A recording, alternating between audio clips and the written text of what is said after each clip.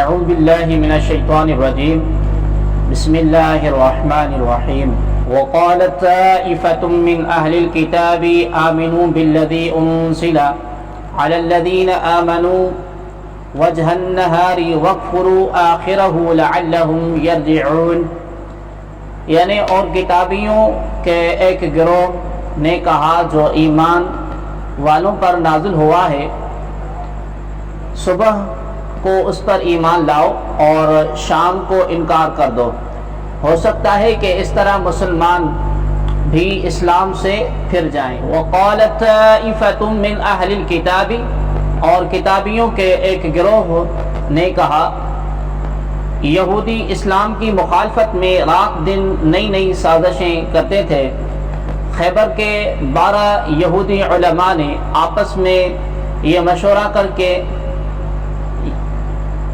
کر کے یہ سازش تیار کی کہ ان کی ایک جماعت صبح کے وقت اسلام لے آئے اور شام کو مرتد ہو جائے، اور لوگوں سے کہے کہ ہم نے اپنی کتابوں میں جو دیکھا تو ثابت ہوا کہ محمد مصطفیٰ صلی اللہ تعالی علیہ وآلہ وسلم وہ نبی نہیں ہیں جن کی ہماری کتابوں میں خبر ہے، تاکہ اس حرکت سے مسلمانوں کو اپنے دین میں شبہ پیدا ہو جائے اور اپنے دین سے پھر جائیں۔ لیکن اللہ تبارک و تعالی نے آیت نازل فرما کر ان کا یہ راز فاش کر دیا اور ان کا یہ مکر نہ چل سکا، اور مسلمان پہلے سے خبردار ہو گئے۔ اس بات سے باخبر رہنا چاہیے کہ کافروں کی طرف سے سازشوں کا سلسلہ ہمیشہ جاری رہے گا۔ آج بھی ایسی سازشیں پکڑی جاتی ہیں کہ جھوٹی فلموں، جھوٹی رپورٹوں اور جھوٹی تصویروں کے ذریعے لوگوں کو اسلام سے متنفر کیا جا رہا ہے۔ اس وقت کفار میڈیا کو اس مقصد کے لیے بطور خاص استعمال کر رہے ہیں۔ وَلَا تُؤْمِنُوا إِلَّا لِمَنْ تَبِعَ دِينَكُمْ قُلْ إِنَّ الْهُدَى هُدَى اللَّهِ أَنْ يُؤْتَى أَحَدٌ مِثْلَ مَا أُوتِيتُمْ أَوْ يُحَاجُوكُمْ عِنْدَ رَبِّكُمْ قُلْ إِنَّ الْفَضْلَ بِيَدِ اللَّهِ يُؤْتِيهِ مَنْ يَشَاءُ وَاللَّهُ وَاسِعٌ عَلِيمٌ۔ مزید آپس میں کہا کہ صرف اس کا یقین کرو جو تمہارے دین کی پیروی کرنے والا ہو۔ اے حبیب تم فرما دو کہ ہدایت تو صرف اللہ تبارک و تعالی ہی کی ہدایت ہے، اور یہ سازشی آپس میں کہتے ہیں کہ اس کا بھی یقین نہ کرو کہ کسی اور کو بھی ویسا مل سکتا ہے جو تمہیں دیا گیا، یا کوئی تمہارے رب کے پاس تمہارے اوپر غالب آ سکتا ہے۔ اے حبیب تم فرما دو کہ فضل تو یقیناً اللہ ہی کے ہاتھ میں ہے، وہ جسے چاہتا ہے عطا فرماتا ہے، اور اللہ وسعت والا علم والا ہے۔ وَلَا تُؤْمِنُوا إِلَّا لِمَنْ تَبِعَ دِينَكُمْ، اور صرف اسی کا یقین کرو جو تمہارے دین کی پیروی کرنے والا ہو۔ یہودی ایک تو آپس میں سازشیں بناتے رہتے تھے، اور دوسرا ایک دوسرے سے کہتے کہ صرف اسی کا یقین کرو جو تمہارے دین کی پیروی کرنے والا ہو، اور اس بات پر ہرگز یقین نہ کرو کہ کسی اور کو بھی ویسی ہدایت دین، کتاب اور حکمت اور شرافت اور فضیلت مل سکتی ہے جو تمہیں ملی ہوئی ہے۔ یہودیوں کے کہنے کا مقصد یہ تھا کہ نبوت صرف بنی اسرائیل کو ملی ہے، ان کے سوا کسی اور قبیلے کو نہیں ملی، اور چونکہ نبی اکرم صلی اللہ تعالی علیہ وآلہ وسلم بنی اسرائیل سے نہیں بلکہ بنی اسماعیل میں سے ہیں، لہذا یہ نبی نہیں ہیں۔ یہودی اس بہانے سے لوگوں کو اسلام سے روکتے تھے۔ یوں ہی ان کے علماء کا کہنا تھا کہ تم زبان سے اسلام کی حقانیت کا اقرار کر لینا مگر دل سے نہ کرنا۔ یہودیوں کے یہ دعوے سراسر جھوٹے تھے کہ نبوت ان کے علاوہ کسی اور کو نہیں مل سکتی، کیونکہ اس بات کا ذکر کسی آسمانی کتاب میں نہیں تھا۔ اللہ تبارک و تعالی نے فرمایا، اے حبیب صلی اللہ تعالی علیہ وآلہ وسلم تم فرما دو کہ فضل تو یقیناً اللہ تبارک و تعالی ہی کے ہاتھ میں ہے، وہ جسے چاہتا ہے عطا فرما دیتا ہے، یعنی وہ جسے چاہتا ہے نبوت عطا فرماتا ہے، تو جس چیز میں اللہ تبارک و تعالی نے قید نہ لگائی تم لگانے والے کون ہوتے ہو؟ نبوت میرا فضل ہے، جسے چاہوں عطا کروں، میں نے اس کو بنی اسرائیل کے لیے خاص نہ فرمایا۔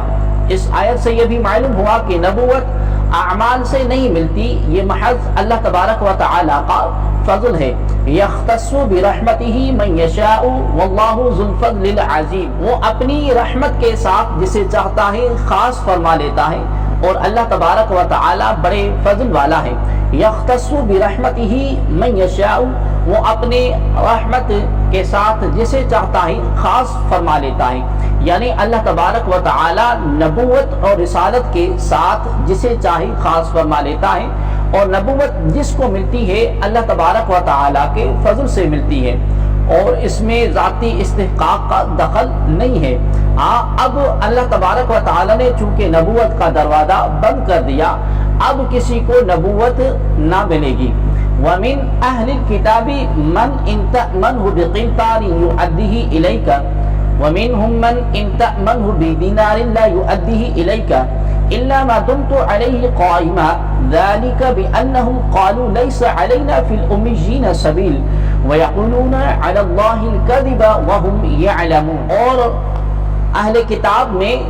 کوئی تو وہ ہے کہ اگر تم اس کے پاس ایک ڈھیر بھی امانت رکھ دو تو وہ تمہیں پورا ادا کر دے گا، اور انہی میں سے کوئی وہ ہے کہ اگر تم اس کے پاس ایک دینار بھی امانت رکھ دو تو جب تک تم اس کے سر پر کھڑے نہیں رہو گے وہ تمہیں ادا نہیں کرے گا۔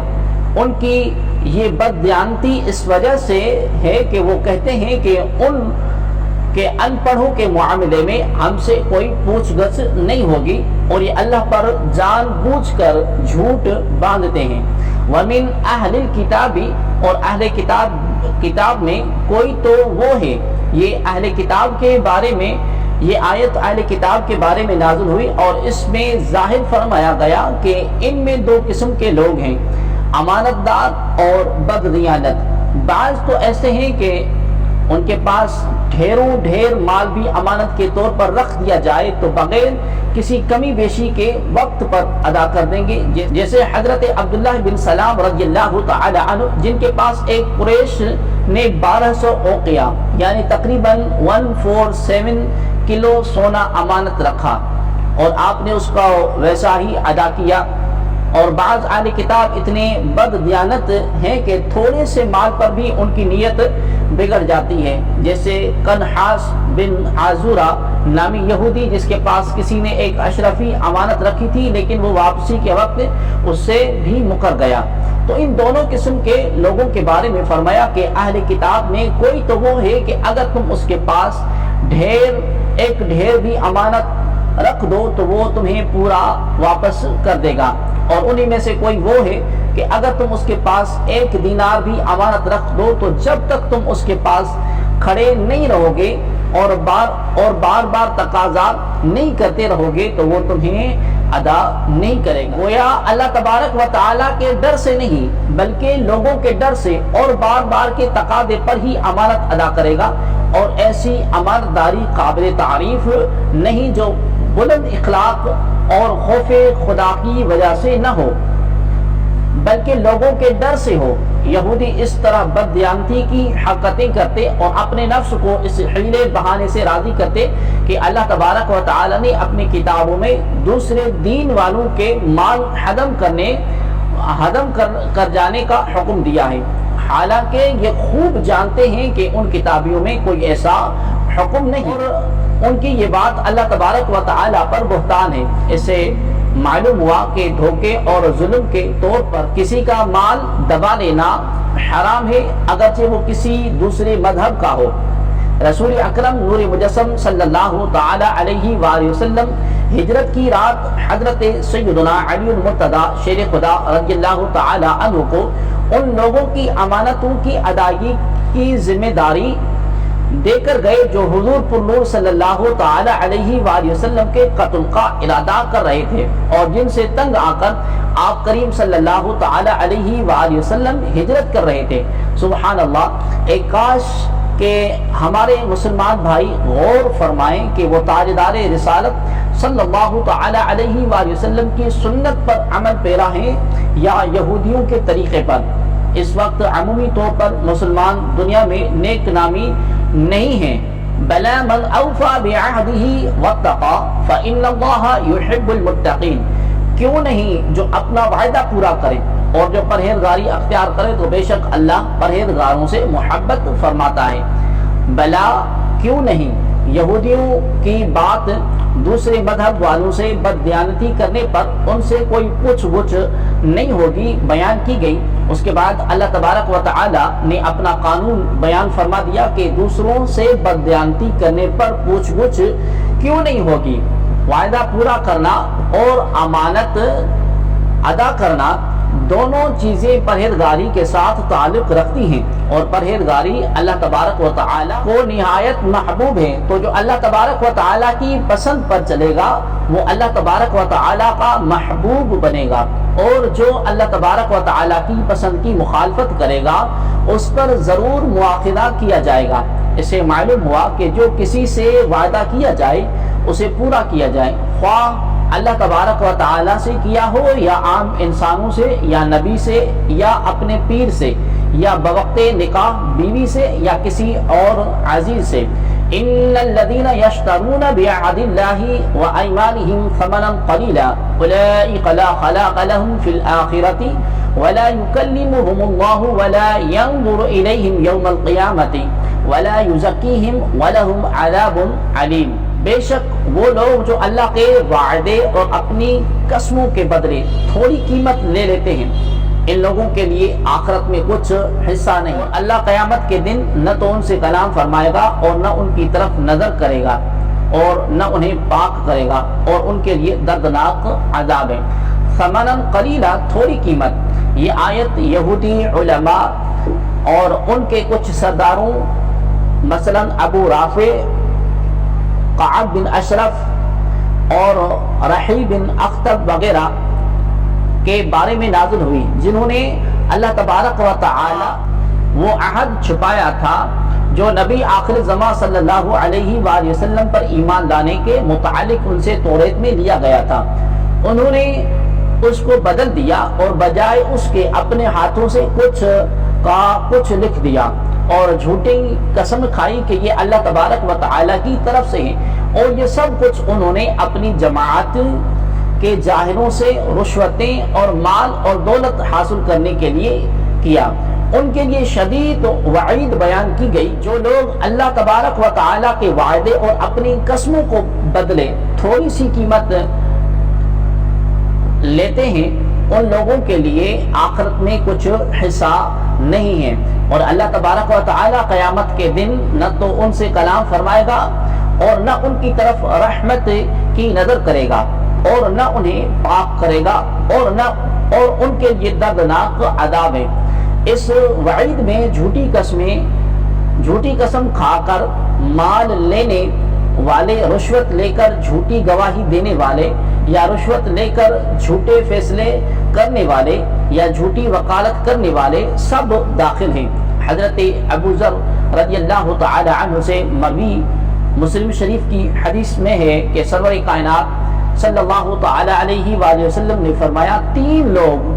ایسے ہیں کہ روز قیامت اللہ تبارک و تعالی نہ ان سے کلام فرمائے گا اور نہ ان کی طرف نظر رحمت کرے گا اور نہ انہیں گناہوں سے پاک کرے گا، اور ان کے لیے دردناک عذاب ہے۔ اس کے بعد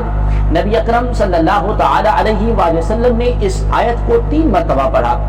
اس پر حضرت ابو ذر غفاری رضی اللہ تعالی عنہ نے عرض کی کہ وہ لوگ بہت نقصان میں رہے، یا رسول اللہ صلی اللہ تعالی علیہ وسلم وہ کون لوگ ہیں؟ تاجدار رسالت صلی اللہ علیہ وآلہ وسلم نے فرمایا، تہبند کو ٹخنوں سے نیچے لٹکانے والا، یعنی تکبر کے طور پر، اور احسان جتانے والا، اور اپنی تجارتی مال کی جھوٹی قسم سے رواج دینے والا۔ حضرت ابو امامہ رضی اللہ تعالی عنہ سے مروی ہے کہ سرکار عالی وقار صلی اللہ علیہ وآلہ وسلم نے فرمایا جو کسی مسلمان کا حق مارنے کے لیے قسم کھائے اللہ تبارک و تعالی اس پر جنت حرام کر دیتا ہے اور دوزخ لازم کر دیتا ہے۔ ایک شخص نے عرض کی یا رسول اللہ صلی اللہ تعالی علیہ وسلم اگرچہ تھوڑی سی چیز ہو؟ فرمایا اگرچہ پیلو کی شاخ ہی کیوں نہ ہو۔ وَإِنَّ مِنْهُمْ لَفَرِيقًا يَلْوُونَ أَلْسِنَتَهُمْ بِالْكِتَابِ لِتَحْسَبُوهُ مِنَ الْكِتَابِ وَمَا هُوَ مِنَ الْكِتَابِ وَيَقُولُونَ هُوَ مِنْ عِنْدِ اللَّهِ وَمَا هُوَ مِنْ عِنْدِ اللَّهِ وَيَقُولُونَ عَلَى اللَّهِ الْكَذِبَ وَهُمْ يَعْلَمُونَ۔ اور یقیناً اہل کتاب میں سے کچھ وہ ہیں جو زبان کو مروڑ کر کتاب پڑھتے ہیں تاکہ تم سمجھو کہ یہ بھی کتاب کا حصہ ہے، حالانکہ وہ کتاب کا حصہ نہیں ہے، اور یہ لوگ کہتے ہیں کہ